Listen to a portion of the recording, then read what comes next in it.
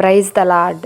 ఈరోజు దేవుని వాగ్దానం సంఖ్యాకాండము 6వ అధ్యాయము 26వ వచనము. యెహోవా నీ మీద తన సన్నిధి కాంతి ఉదయింపచేసి నీకు సమాధానము కలుగజేయునుగాక. ఈరోజు పరిశుద్ధమైనటువంటి ఈరోజు పరిశుద్ధాత్మ దేవుడు మనతో మాట్లాడుతున్నటువంటి మాటలేమనగా, ఎవరైతే కృంగిన పరిస్థితుల మధ్య నలిగిపోతున్నారో, ఎంతో కాలంగా ఎదురు చూస్తున్న జవాబు రానటువంటి సమస్యల్లో మీరు కృంగిపోయి నిరాశలో ఉండి ఇక నాకు సమాధానం రాదు, నా స్థితి ఇంతేనని బాధపడుతున్నారా? దేవుడు అంటున్నాడు, నేను మీకు సమాధానము కలుగజేస్తాను అని దేవుడు మాట్లాడుతున్నారు.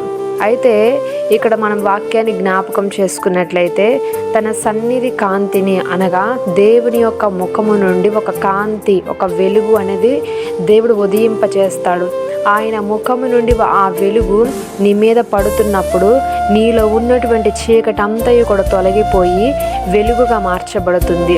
ఇప్పుడు నీలో ఉన్న చీకటి ఏంటి అని అంటే, శ్రమలు, కష్టాలు, వేదనలు, శోధనలు, ప్రతిదీ కూడా చీకటి. ఈ వెలుగు నీ మీద పడాలి. వెలుగు అనగా దేవుని యొక్క వాక్యము. ఈ వాక్యము నీ మీద పడుతున్న ప్రతిసారి అనగా వాక్యాన్ని నువ్వు వింటున్న ప్రతిసారి, వాక్యాన్ని నీ హృదయంలో అంగీకరిస్తున్న ప్రతిసారి కూడా ఈ చీకటి కొంచెముగా తొలగిపోతుంది. వెలుగు నీ జీవితంలో ఉదయిస్తుంది.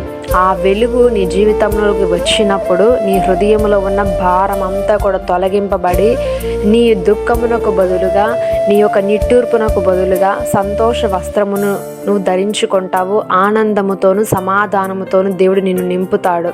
కాబట్టి ఈరోజు దేవుని మందిరములో ఆశ కలిగి నీ కొరకు సిద్ధపరిచినటువంటి మాటలను బట్టి ఈరోజు నువ్వు సంతోషించి ఆయన యొద్దకు వెళ్ళి ఆ మాటల్ని నువ్వు అంగీకరించినట్లయితే, ఆ వాక్యము ద్వారా ఈరోజు నువ్వు బలము పొందుకొని నీ ఉన్నటువంటి చీకటి పరిస్థితుల మధ్య నుండి బయటకు వచ్చి వెలుగు నీ జీవితంలోనికి ఉదయింపచేసి పరిశుద్ధాత్మ దేవుడు గొప్ప కార్యాలు నీ జీవితంలో జరిగించునుగాక.